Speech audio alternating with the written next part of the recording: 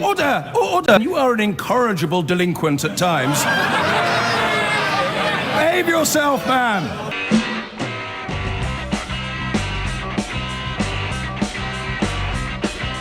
I've been going out with a girl, her name is Julie, but last night she said to me when we were watching telly. Gary in Eltham, you're a big fan of Trump's. You've been following his progress for years. Tell me what's so special about him, Gary, in your view. Well, the thing about Trump, he's not a politician. He's never pretended to be a politician. I've only just come out because I actually work nights, but I just followed the thing about you said about Meryl Streep and Puerto Rico. What was wrong with what he did in Puerto Rico? But no, when it was happening, he was going on about the footballers taking the knee all the time. He wasn't putting his... No. That's just part of the media. What he actually did, he got on a plane and he went over to Puerto Rico himself, and he was actually handing out aid. The food and water that he actually had shipped in there, in the port, he had thousands of containers, and there was that many containers with food and water in there that he actually couldn't take any more in. And the reason why he wasn't getting out to the people, because the truck drivers went on strike, and they said, we're not going to move nothing until you actually give us $50 an hour to actually move it. So he actually put all the aid, he actually put American forces in there, hospital ships and whatever in there, and he did as much as he could. He even put $1 million of his own money into the disaster fund. He said it wasn't a real catastrophe. Who did? Donald Trump described what had happened to the Puerto Rican people as not a real catastrophe. I didn't hear that bit, but it was same as like the woman who was in charge of one of the cities. She was actually stood in front of a load of aid, food, water, and all this, that, and the other. I said, "Oh no, what's going on? You haven't done nothing. We haven't got any food. We haven't got any water." And it's just the Puerto Rican people couldn't actually get the food because the truck drivers wouldn't do it for less than $50 an hour. You're talking about the Puerto Rican mayor. Yeah, the one who come on and said, "Oh, Trump hasn't done this, Trump hasn't done that." He actually put $1 million of his own money into it. What is it about him? What is it about him that you followed for so long? Because you obviously were looking at him closely before he was president. No, I only actually, as I said, I've been looking at him for 2 years since he started running. Oh, while he's, I thought America needs a businessman. Obama had run the country into the ground that much, but you never hear of this from CNN or CNBC or whatever, because they're all for, even during the Clinton campaign, they actually, CNN admitted online, well, we can't do nothing to help them more than we have done. Every single media, apart from one or two, has been totally against, all his reforms, or everything he's done for the country. What reforms? Banning LGBT people from the army, that reform. Banning people from 6 or 7 Muslim countries, that reform. No, wait. That reform was what Obama put in about 10 years ago. Trump is only following up on what Obama put in place. And they're not Muslim countries, because there's a lot more Muslim countries out there that actually got more Muslims in than the countries they did. He's only put a ban on what Obama set up, and have got links to terrorist organisation. It's nothing to do with Muslims. It's to do with the actual countries they come from. So you believe that he is a strong, bold, dynamic leader? Big time. But you never hear it, because even on LBC... Well, you're hearing it now. Yeah, no, but I'm saying, even on LBC, every time you get an expert in, it's all from CNN. CNN hate Trump because what he does. Because the thing what people don't realise, the reason why the elites of America and the world don't like Trump, because he's got his own money and he can't be bought off. And mostly, you look at the politicians who go into, even in UK, but especially in America, you can go into politics without any money at all, and after 7 or 8 years, you could come out with $70 or $80 million in your pocket. Where's that money come from? Obama, he's in the 8 years he actually was president. He should have only earned about $3 million out of his wages, which, by the way, Trump has not took a penny of his wages since he's been president. But he come out, just as he come out, Obama bought his third mansion. Well, he's too busy using the presidency to advertise Trump merchandise, isn't he? And open up the world to his daughter's business. Nothing wrong with that. If you think that's, you know, it's an all-American business stream, go for it. But you know, he's not sitting there handing out sweets, is he, to people?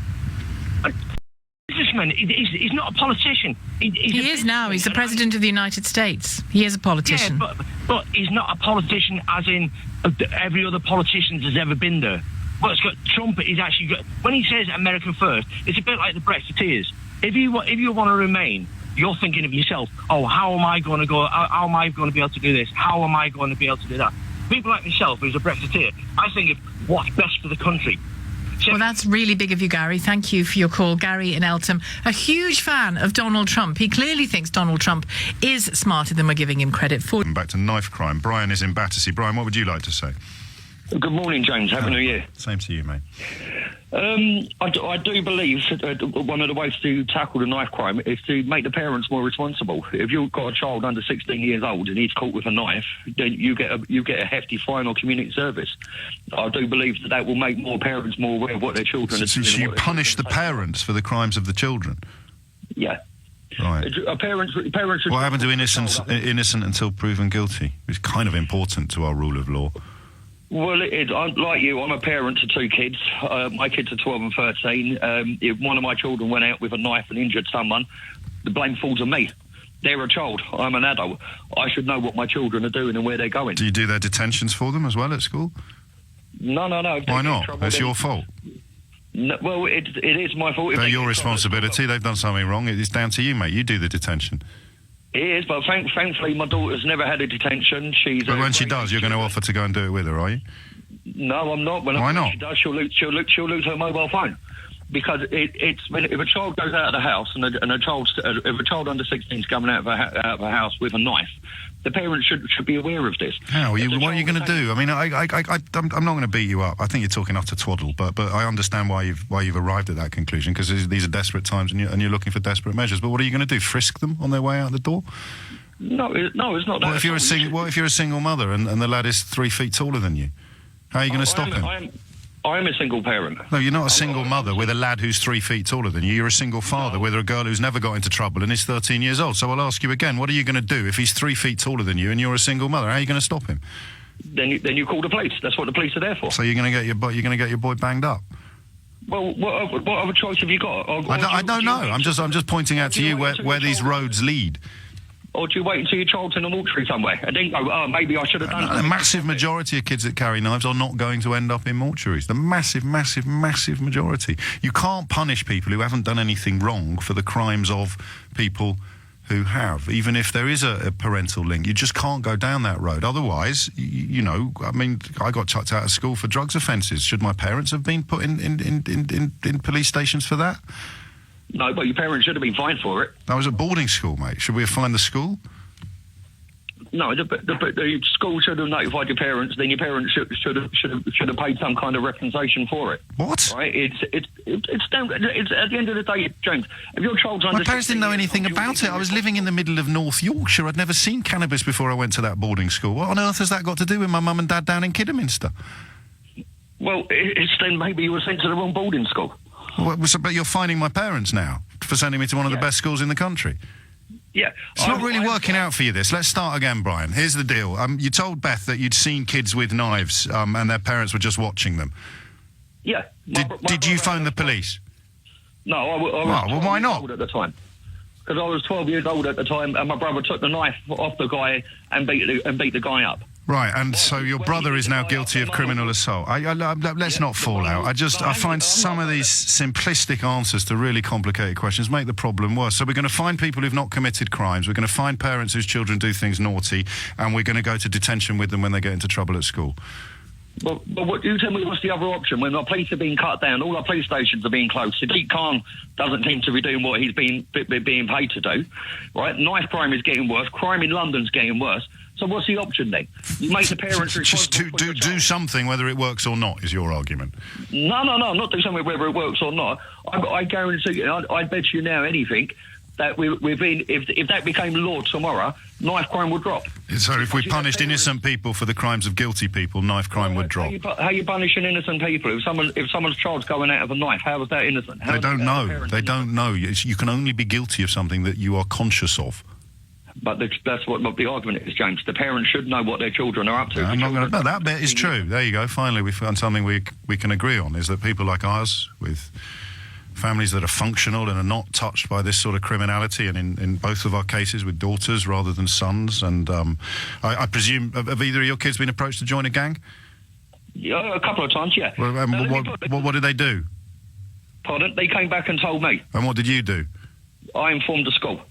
So they were asked to join a gang at school? Yeah. And what did the school do? The school spoke to the people. One kid got suspended, one kid got expelled. You got expelled for asking your daughter to join a gang? No, my kid, the kid who asked it, who was in the gang, got expelled. Right. He was caught in school with a knife. So that had nothing to do with them, the ones who asked your daughter to join a gang. They didn't get expelled or suspended. No, one of the kids who asked my daughter to join a gang was a 14-year-old boy. And why was she hanging around with people who are in gangs? Because I would punish you for that. Well, she got punished for it, for hanging around with them kind of people. She doesn't hang around with them kind of people no more. Okay. She's now, this is a kid now who is so concerned about what's happening with the police and the problems with the 999 service. She started a petition on change.org at 12 years old, got nearly 400 signatures to try and get more funding for the 999 service. Well, who's she sending the petition to? And I admire her public spirit, but you've just said that it's Sadiq Khan's fault that police stations are closing, while your daughter is recognising that actually it's a question of funding. It's a question. Argument over the tea table. Well, who's in charge of the funding? Central government. Well, then what's the point in having Sadiq Khan and paying him all that money? Paying him all that money? Okay, Brian, wait. Let's start again. The solution to knife crime is punishing the parents of children that carry knives, and what's the point of having a mayor of London if he doesn't have more powers than the Prime Minister? No, it's not the fact of having more powers than the Prime Minister. He's meant to be the mayor for London. He's meant to do what's best for London. Yes, but he doesn't control the budget that he gets to spend. He doesn't set his own budget. He doesn't have the power to raise taxes. You do understand this? I do understand that. Right, so if he doesn't have the power to raise taxes, he doesn't have the power to increase the amount of money that he has to spend. And if your daughter understands this, is why she's petitioning the government. Why do I have to explain it to you? It's not a thing of explaining it to me. Where I grew up down the road from Sadiq Khan, where we grew up now, from Tooting to Wandsworth, every police station's been closed. They're closing them in Chiswick, mate. They're all shutting down. But as you heard him say, he has a choice. I'm not here to flipping defend him. But what would you do if you had a choice between firing 3 bobbies, reducing the numbers on the beat, or keeping the front desk open? Hand on heart, what would you do right now? Keep the front desk open. So fewer bobbies, but a front desk that's open from 9 to 5. Well, front desk. That's great. No, you're perfectly entitled. You're perfectly entitled to that position. You want fewer police officers. That's what he's doing wrong. No, it's not a thing of having fewer police officers, is it? No, that's what you just said. He explained that the police stations shut because they think that bodies are more important than buildings. You perfectly rightly, well, or rather perfectly justifiably, you're perfectly entitled to argue Sadiq Khan should be getting rid of more police officers. No, I didn't. That's what you said. No. Yes. I said he should be keeping the front police stations open. And I said, what would you rather do? Keep the desk open or get rid of 3 officers? You said get rid of the officers. No, I said keep the police stations open. I never once said get rid of the officers. Oh, Lord above. Let's just run through that again. I said, what would you do? Keep the desk open or get rid of the officers? And you said keep the desk open. So what does that mean, Brian? All right. Well, with reference to the other half of the question, the bit where I said, would you keep the desk open or would you sack the police officers? And you said keep the desk open. Under the terms of the question that you answered, what happens to those police officers? Well, if you have to cut the police officers down, you have to make the police more efficient. I'll try again. When I said, would you keep the desk open or would you sack the police officers, and you said keep the desk open, what happens to the police officers that I said would have to be sacked? And you said... They'd have to be sacked. So you've called for fewer police officers? It's 11:32. 26 minutes after 12. Dwight's in Battersea. Dwight, question or answer? Did you understand that question, Dwight? I wasn't really listening, to be honest. That's because you were on the phone to the producer, not because you were losing the will to live. Question or answer, Dwight? Question. Yeah. So, small insects, they see us coming, presumably in slow motion. Why presumably in slow motion? Because they get away really quickly. They see us coming quite early. Yeah. So you think that because when you try and swat a fly, the fly flies away, somehow the fly has possessed a power to slow time? No, because they're really small. So if there was a giant here on Earth, Yeah. we'd see it trying to hit us probably like a few minutes before it lands, so we'll be able to get away because they'll be slower. Really? Otherwise they're super speed. I assume so. I know if everything's... Let me have a works think. that way, Let me have a think. So... No, I don't know that we would necessarily. I'm just... So you think that... Let's leave giants out of it, but I think there have been recorded cases of a human being that's 8 foot tall, right?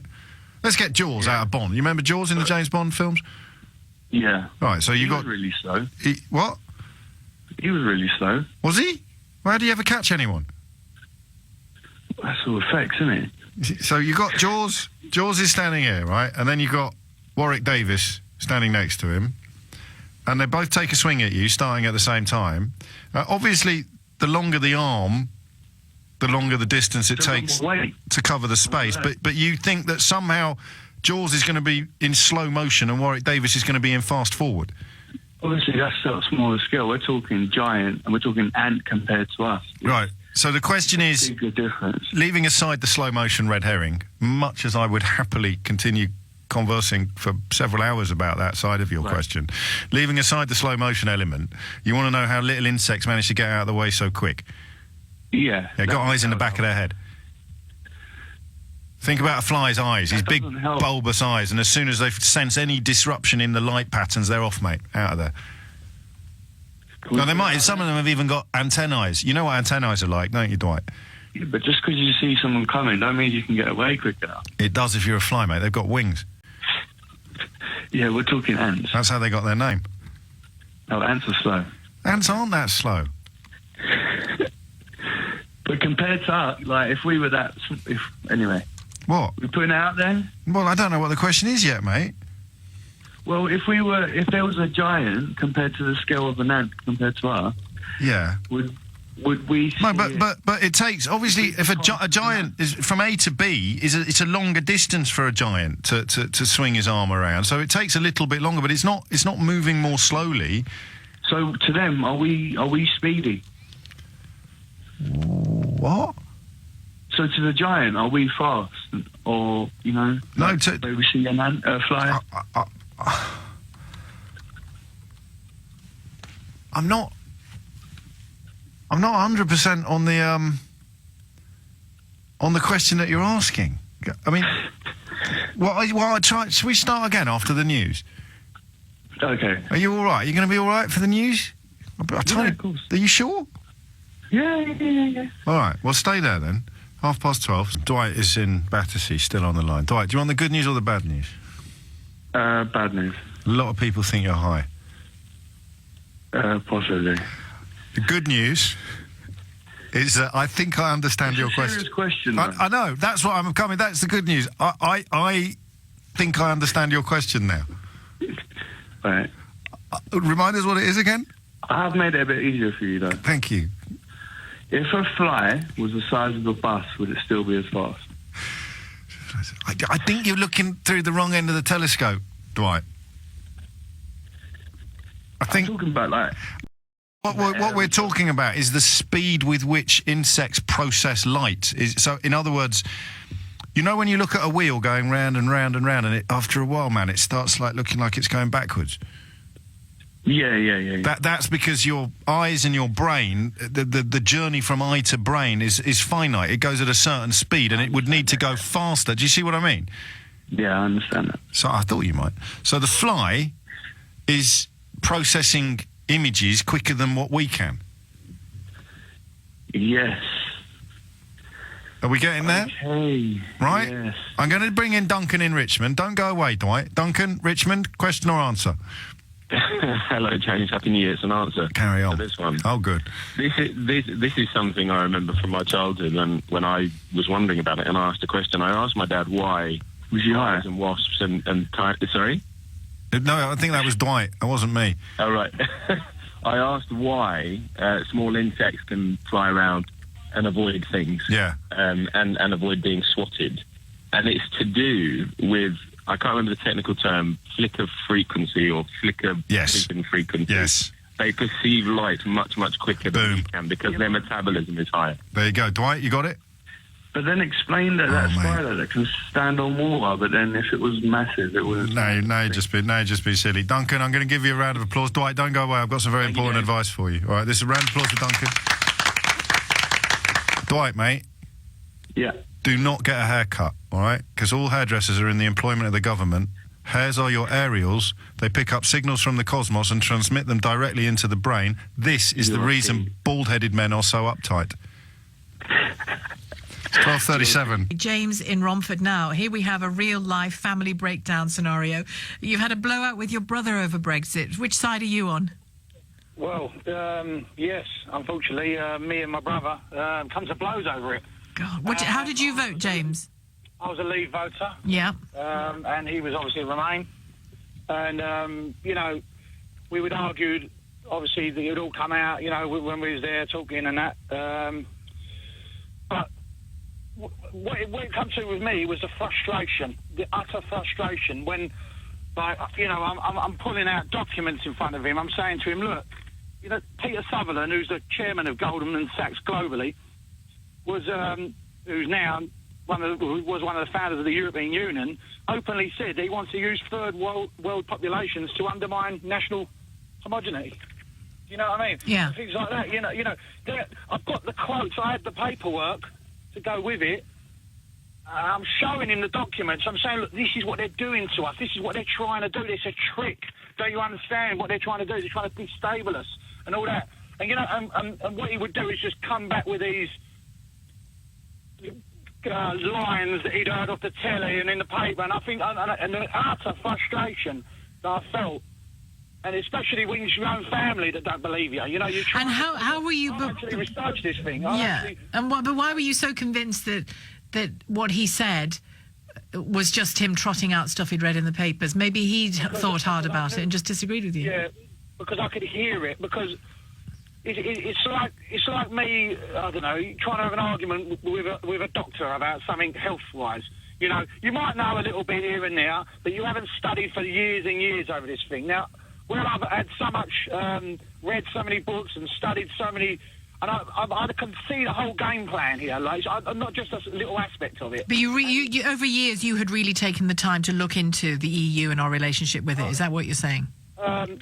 Yeah, not so much the EU, the New World Order, and lots of others linked, like the Goldman Sachs thing, where they stand in it all, and so many... Well, now you're beginning to sound a bit conspiracy theorist. You know, the Goldman Sachs thing. Thank you, James. Speaking of quoting from things you've read on the Tinternet or in the papers, thank you for your call there, James. And I'm sorry you've fallen out with your brother. I hope you're able to smooth those things over eventually. It's high time we got to some of your calls, isn't it? Is it right or appropriate to question Donald Trump's mental health, partly on the basis of what's in this book, but due to other things as well? Dina is at Maida Vale. Hello, Dina. Oh, Iain, hi. Just before I start, I want to say this for a while, that I think you such a reliable political person during this last year of such chaos. I find your show to be the real democratic political show, as opposed to Westminster or what's happening all around the world, really. And I do wanted to say how much I appreciate how you've come, I think, fully into yourself in the last year. Well, it's very kind of you, Dina. I thought there was a but coming there, but it never came. So what would you like to say? Yeah. Well, okay, regards Donald Trump, I believe in extreme stress, which he must be under to be the president. He's gone into a depression which has created a form of psychosexual arrested development, and he's gone back to psycho what? Sexual development. Oh dear, I don't even want to contemplate what that means. Well, not in any... What that means, as far as this conversation, is that he seems to have gone back to a 3-year-old. When he was a 3-year-old, he was probably in fierce competition with his father for his mother, which is a very normal process of development. And when in extreme extreme stress, you go back to the that you haven't ever been able to go beyond. And so I think he's like, all of the ways that he gathers people around him and then fires them is like a child in kindergarten. Well, there are so many ways that he acts like that, though. I mean, his tweets are just puerile, generally. Well, I think the thing is, because he's breaking down into a depression and what you call mental illness, or asking whether we think he's suffering mental illness, I think in his isolation, his tweets are his outlets. I also feel he's going through an adolescent stage, spurt, really, of development, where he's become almost religious mania, like he thinks he can solve single-handedly the problems of the Middle East by saying, OK, waking up one day and just saying Jerusalem can be the capital of Israel, by going to Saudi Arabia and asking the people of Saudi Arabia to drive out ISIS from their temples, by taking on the Pope. He seems to be unable to really deal with political gravitas at home, so travels the world in a more religious, prophetic manner, as is his basic nature of a Christian fundamental.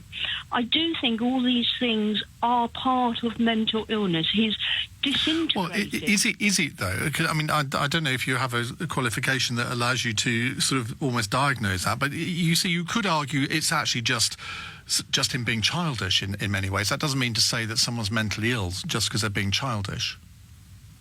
No, it doesn't. But I do think that going to bed at 6:30, a very adolescent or a childlike thing to retreat into, and he's go to bed and they never want to get up, and they also go through a sense of rebellion and almost paranoia. Leave my shirt where it is, you know, he kind of shouts at, you know, and so it's there because I want it to be there.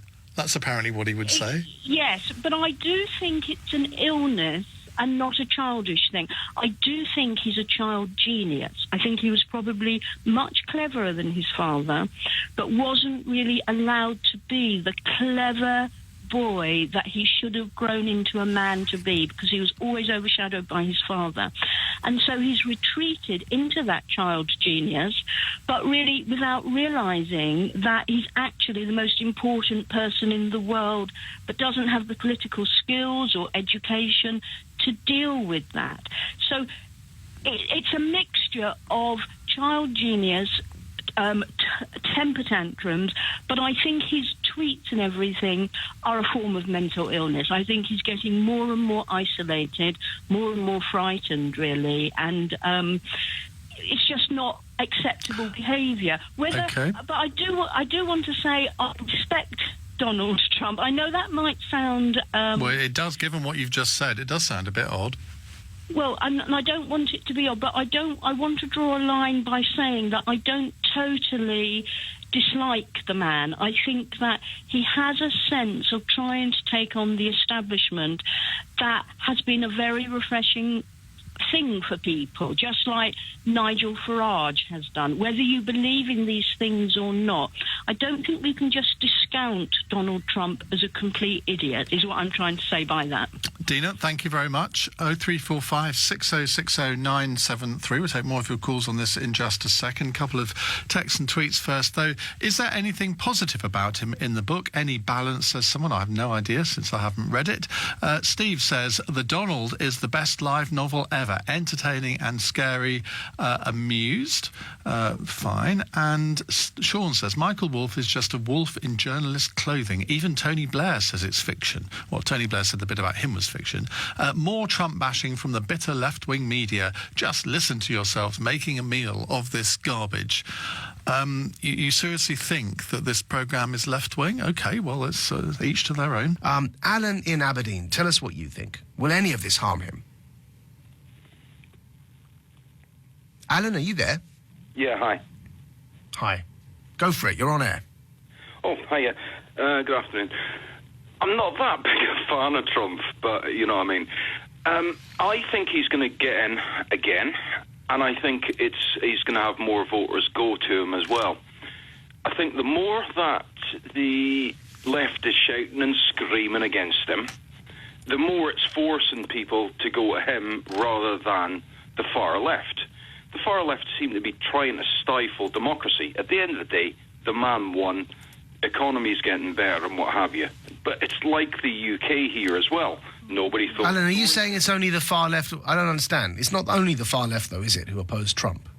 No, it's the far left, and the Liberals in general. But the more that they're screaming against it... No. There's a whole bunch of people in his own party who oppose him. Yeah, but that's not going to... There's a few of them. And what makes it so funny is you said yourself about this book that's just come out, you actually said, well, there's some stuff in there that's clearly not true. Yeah, everybody seems to... So the credibility of the guy is gone just on that fact, but everybody's still jumping on the book. Somebody else will come out with another book just to get a bestseller in a year. Watch this. Yeah, I'm under no illusions that this is even from Michael Wolff's side. He clearly knows how to work the press, but that's not really. At the end of the day, Trump and anyone who supports Trump can't, with any level of credibility or a straight face, complain about somebody using half-truths to smear their political opponent, because that's precisely what Trump does. Tell me what politician doesn't. Right. So why are you complaining about Michael Wolff doing it? Well, but he's not a politician. He's just a guy that's... But let's rephrase your own diagnosis then. Tell me what ambitious, selfish, greasy pole climbing, career climbing, person who wants to become famous and rich doesn't do that, and then that would describe Trump and Michael Wolff. Well, yeah, you probably are right there, but at the end of the day, people are going to buy this book and believe it when you know yourself there's a lot of it that's not true. So somebody else is going to do the same. At the end of the day, he's president. The more he knows what he's doing on Twitter, he knows that every single tweet is going to be read out by the media. Yeah, there you're right. There you're correct, Alan. Yeah. Sorry? Well, yeah, you're correct there, Alan. I mean, sometimes I suspect he's trolling us. Even by Donald Trump standards, his latest tweets appear extraordinary. Today, he rejected suggestions swirling around Washington that he is unfit to be the American president or to be in the White House. He tweeted that he was mentally well and added that he was a genius, and a very stable genius at that. As our Washington correspondent Robert Moore reports, this latest presidential Twitter firestorm was fueled by the inflammatory new book about the first year of his presidency. Inside the presidential retreat at Camp David, Donald Trump is spending the weekend meeting Republican congressional leaders. It follows a tumultuous week in Washington dominated by the fallout from this new book that claims that the president is widely regarded even by his own staff as having the focus and temperament of a child. In response to that, the president has written this morning another series of bizarre tweets. Actually, throughout my life, my two greatest assets have been mental stability and being, really smart. And Trump continued, I went from very successful businessman to top TV star to President of the United States on my first try. I think that would qualify as not smart, but genius, and a very stable genius at that. Of course, claiming to be a stable genius may only fuel the debate about the president's emotional and mental health. But yesterday, his Secretary of State came to his defense. I have no reason to question his mental fitness. But Michael Wolff, the author of the new book, says the president can rarely keep his concentration. This man does not read, does not listen. So he's like a pinball, just shooting off the side. Who speaks like this, Alan? Who says of themselves, about their own selves, yeah? I think that would qualify me as not just smart, but genius, and a very stable genius at that. So I think, in a sense, despite how surreal it feels, I sometimes think he's trolling us, but perhaps he genuinely is that mad. I don't know, Alan, because that reads mad to me, doesn't it? What do you think? But the thing is, he's kind of using it to say, in a way, troll, but hit back as well. I feel, for example, he's pretty spot on Iran at the minute, and a lot of people aren't backing him on that one, especially in the West, Europe. Well, that annoys me. No, what annoys me... thanks, Adam, by the way. Sorry, we're going to move on, but just going to say what annoys me is that Trump actually isn't... Not that he shouldn't speak, he's got a right to speak, but he is... If he understood the situation in Iran, he really isn't doing the protesters any favours by being so vocal now. I'm not saying he shouldn't speak. What I'm saying is people shouldn't use Trump to undermine the Iranian protesters' right to challenge their theocracy. It's really important they are continued to allow to do that. Well, meanwhile, we are still on the topic of Donald Trump and this new book that's been apparently written as an insider account from within the White House by one Michael Wolff. And I'm going to go to Malcolm in Manchester. Tell us what you think, Malcolm. Yeah, I think he's what we need in the world, and what America needs. He's a very, very smart man, very clever man. He's got into the presidency maybe by default a little bit and didn't expect to, but he's now getting things sorted out. It's chaotic in the first 6 months while he gets the right people in. He gets rid of all the dead wood and the time servers out of the Barack Obama administration that was really very ineffective for America and the Americans. He didn't just get rid of them, though, did he, Malcolm? He got rid of his own people. Got rid of Bannon, got rid of Kellyanne Conway, got rid of Sean Spicer, got rid of Scaramucci. Yeah, but hang on. The thing is, he's a smart man, right? He doesn't do what Barack Obama does, let them settle in for months and years and years. He gets them in. He says, I want results. This is what my policy is. Get it happening. Make it happen, right? Then if they sit in their office and they're not doing it and they're not effective and they're not using and doing what he wants, he's quick to get rid of them. He doesn't tolerate failure. He doesn't tolerate people who do not get on with things and who don't exercise the power that he gives them. He doesn't want people that keep coming to him and saying, oh, what shall I do? Is this right? Shall we do this? Shall we do that? No, he can't do it on his own. He's getting people, surrounding him with people who get on with the job, get results, use the power that he's given them and tells them, this is what I want done, go and get it done. Don't keep coming to me about problems and what you can't do. Tell me what you can do and what you're going to do. And that's what he wants. And if they don't, Malcolm, do like this guy, yeah? Yeah.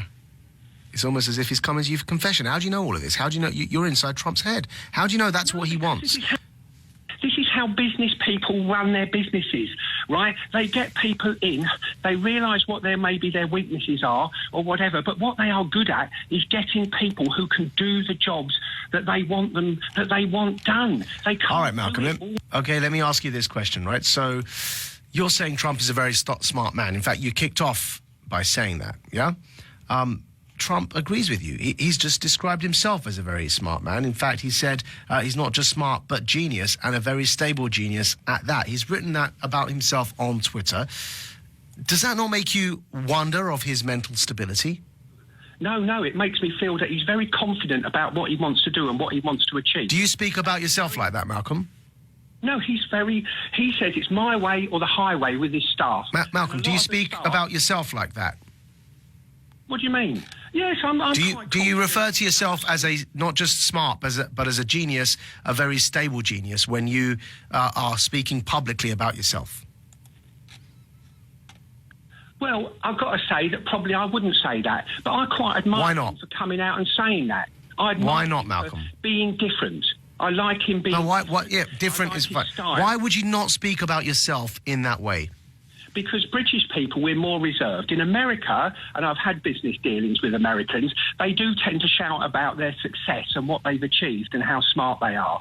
And they get out there and they tell people about it. And they like that recognition and reward from that. But he's quite... Can you name me one other... Malcolm, can you name me one other American who has described themselves as not just smart, but genius, and a very stable genius at that? Other president, other public figure. Name me one other person that speaks of themselves in that way in public, apart from a comedian. No, I can't. But all I can say is he's being totally misunderstood, and a lot of fake reporting about what he's... Well, clearly you've misunderstood him too, because you wouldn't speak about yourself in this way. You can't think of any other American in public office or public figure in America who would speak of themselves in that way. So clearly you've also misunderstood him then, haven't you, Malcolm? Because I can't think of anyone that speaks of themselves in that way, and I don't think it's particularly stable to speak of yourself and be so emphatic about how stable you are. In fact, I think that indicates to me an instability. No. You're totally misunderstanding his presidency. He's not communicating very well his presidency. But all I can say is... Oh, so there is something he's done wrong. He's getting on with the job, and he's doing a good job, and the Americans will appreciate it. And he's only got so many years to achieve the success. He's got to get the right people in. And the people who helped him become president are not necessarily the right people for his presidency to help him sort of process and have his ideas put into practice. So he's had to have a clear out of them, and he does not tolerate failure. If you don't get on... So was that a mistake on Trump's part to put them there in the first place, Malcolm? Because sometimes people do look good on their CV, and they do look good. But whose fault is that? Who should have known that? Then, well, when you meet people, when you employ people, you don't always know exactly what's going to happen. You do the references, you interview them, you check their CV, and then when they're in place, after a few months, all right, Malcolm. you review what... Last question for you. Last question for you. Is there anything that Trump, in your opinion, can do wrong? Well, at the moment, I like his style, and I'm giving him space and time to achieve what he said he's going to achieve. So the answer's no. He's done nothing wrong so far for you. Forget Obama for a second. The guy, he's smart and he's a genius. He's done nothing wrong then? No, you're totally... Thank you, Malcolm. Emma, tell us what you think. Hi there. I expect this to be quite a short call because I'm pro-Trump, so I'm sure I'll get cut off quite quickly. No, you won't, Emma. No, you won't. I'm really fascinated as to what goes on inside the minds of people that want to support Trump through all of this. So go for it. Oh, really? Okay. Go for it, please tell us. Oh, is that... That's your first question to me? Really? I mean, I have no view on American politics, and still, until I started looking into it, I've got no dog in the race, as it were. So, all right, okay, all right, Emma. Let's start with this. Let's start with the easiest one. I'll answer your question. Let's start with the easiest one, and then we'll move to some other topics where other things have gone wrong. But let's start with this one. While we've been on air, he's described himself not just as smart, but as a genius, and a very stable genius at that. Would you describe yourself with those words in that way? If I was being attacked relentlessly and subjected to effectively a soft coup, yeah, I would. I mean, you know... I get attacked quite a lot on social media, but I don't describe myself as a very stable genius, Emma. And that's Trump. What's that? Remember, he's a New Yorker. New Yorkers are straight talkers. He tells the truth. And can you name me one other public figure in America that has described themselves using such wording? Apart from Kanye West, because we've just agreed that Kanye West was then trying to rehabilitate himself. Emma, can you... No, people get attacked all the time. I get attacked on social media very regularly. Every time I host a show here on LBC, I can guarantee you the level of abuse we get, whether on Twitter or on text. I don't then end up describing myself in that way, right? Now, Kanye West did, and we all know Kanye West had mental health problems after that. Constantly put into question, which I think is absolutely despicable to use... No, well, Emma, you asked me a question, I answered it. Would you describe yourself in that way? My closest friends has got very severe mental health issues, and I just think... Emma, stick to the topic, please. Would you describe yourself in that way? Emma, would you describe yourself in that way? I'm criticising you now, right? So are you going to say to me, Maajid, don't criticise me, I'm a genius? For presidency and won it, and according to Wolf, won it without really trying and really wanting to win. But that doesn't tell me he's a genius. Well, you're entitled, Maajid, not to think him a genius. He thinks he's a genius. There's quite a few people... Right, what about... Okay, so tell me this. What about some of his remarks about women? What do you think of those? Are they okay? What remarks are you talking about? Well, let's start with this one. The way he speaks about women's bodies, the way he's got a uniform policy in the White House that women that work for him must wear short skirts, high heels, and keep their hair long, which Wolf has also commented on in this book. He's saying that dress code is apparently implemented by all the secretaries. Do you think that's okay? I don't have a problem with that. If you don't want to dress like that, then don't work for that company. If you work for... But Emma, hold on. Stop, Emma. Stop. No, stop. No, Emma, can you not see the flaw, the great, big, huge, drastic flaw in your logic? This isn't a company. It's the White House. It belongs to the people of America, not to Donald Trump. You gave an analogy with Virgin Airlines, which is a private company owned by Richard Branson.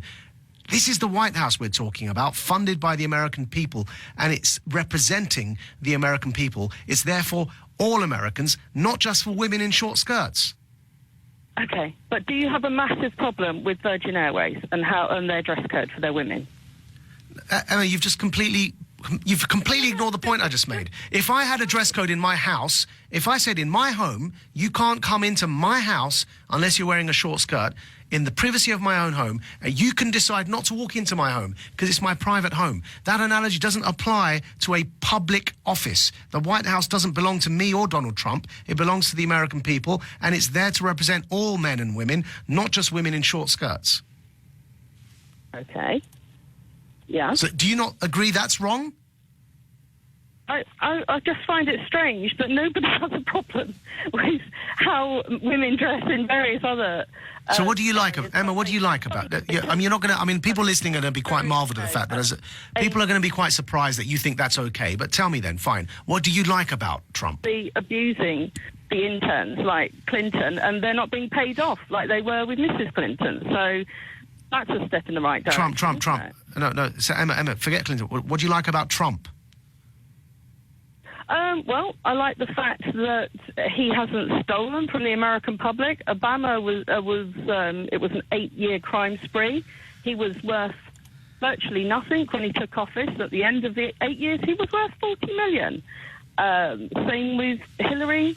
They were broke when they left the White House, paying all the sexual abuse cases for Bill. And lo and behold, at the end of her stint in public office, as you rightly point out, public office, the Clinton Foundation's worth $300 million. So they've both been doing play to pay massively. They are both massive big-time crooks, and I will never support crooks.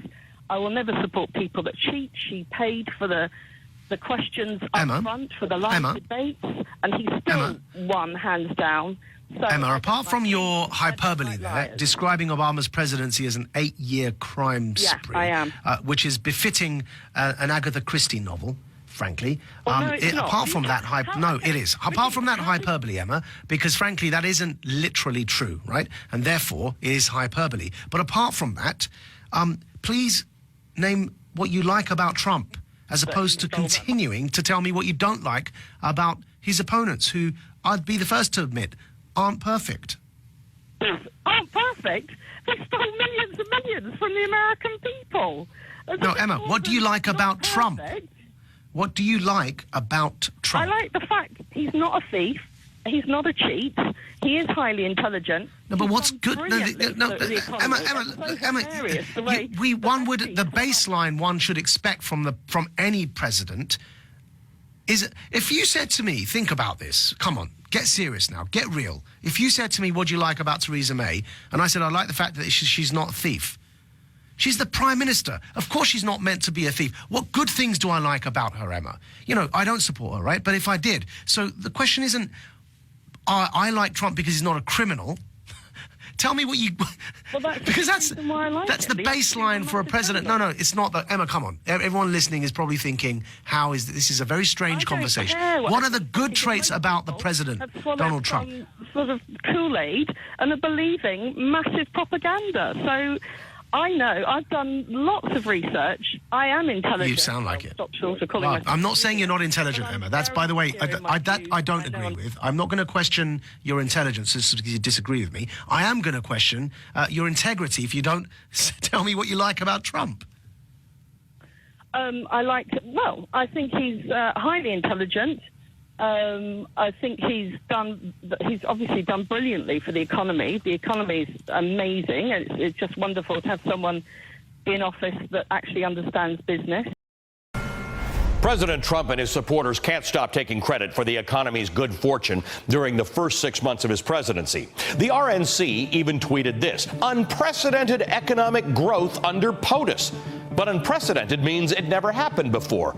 Except it has. More jobs were created in the last 6 months of President Obama and the first 6 months of 2016, the first and last 6 months of 2015, the first and last 6 months of 2014, and the last 6 months of 2013. In fact, Trump pales in comparison to recent presidents during their first 6 months in office, including 1.25 million new jobs under Bill Clinton and more than 2 million under Jimmy Carter. And yet, the RNC and Team Trump aren't just flat wrong on jobs, they're wrong on actual economic growth, too. In the first 6 months of Trump, America's economy grew at an average of just 1.9%, compared to 2.3% in the last 6 months of Obama's term.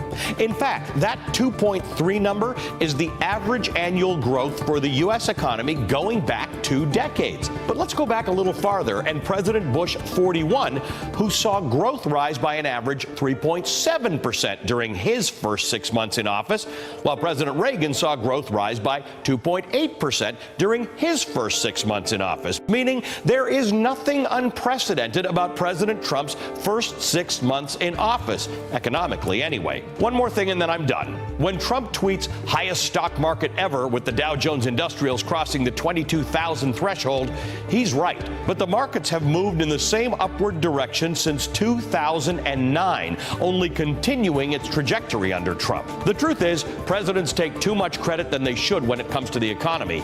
But this president takes it to a whole new level. And is protecting America's, rights, trade rights and everything. I think he did amazingly when he went to China, got China finally to agree sanctions on North Korea. No other president's been able to do that.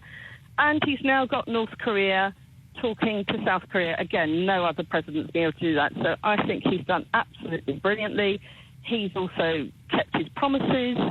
And, do you think that pulling out from the Paris Accords was a good thing? Are you okay with his climate change denial flirtation? Do their own sweet thing. So those are all the things I like. Emma, are you okay with his climate change denial flirtation? Yes. Are you okay with him pulling up? Total con. Come to my house if you think there's flipping climate change. Your house? Yeah, it's freezing. What's your house? Your house is cold? Yes. So there's no climate change? No, I'm being a little bit flipped, but no, come on, obviously there's no climate change. Obviously. Obvs. What about nuclear war? What about the fact that he's saying my nuclear bomb's bigger than your one? Does that worry you? That tweet, I laughed out loud. I thought it was absolutely hilarious. I thought it was brilliant, and actually it did the trick. It was one of the things that finally got through to that megalomaniac that runs North Korea, and he's now actually talking. So, last question for you, Emma. Last question for you. What makes Kim Jong-un a megalomaniac? The death camps, the feeding his uncle to starving dogs, starving his country, having absolutely no electricity apart from one main street. People actually... So he's prepared to commit heinous crimes and not give a damn about the consequences, yeah? Sorry? He's prepared to commit heinous crimes and not care about the consequences. Well, he's prepared for his whole population to starve. I mean, it's not unusual. Yeah, so he's prepared to even kill his whole population, isn't he? A classroom of children in North Korea to starve to death and not make it through the year. Yeah, so he's prepared to kill thousands of people, isn't he, just to get his own way? Well, no one stands up to him. He's a megalomaniac, and no one stands up to him. And you think, and so you and I agree, Kim Jong-un is an incredibly unstable, cruel megalomaniac. You think that the way to deal with somebody like that is prepared to starve thousands and thousands and thousands of people, has death camps, feeds his uncle to animals. You think the way to deal with somebody like that is to threaten nuclear war. And you think that's a wise policy. Thank you very much anyway, Emma. It's been actually really interesting. You started this conversation by saying I wouldn't let you speak. But, of course, I was genuinely interested in your defence of Trump. And you've articulated, in the end we got there, you articulated what you like about Trump. And I think it was interesting for everybody to hear and have that insight. At the end of the day, That's the world we're in. We have to hear that. We have to respond to that. Emma didn't agree with climate change, thinks Trump's done hardly anything wrong, was perfectly fine with having a rule in the White House that women must wear short skirts and high heels and keep their hair long. Didn't see a problem in that, and is actually quite happy and laughed out loud when Trump threatens nuclear war.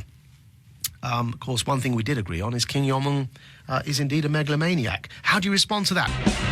I know he's a moron.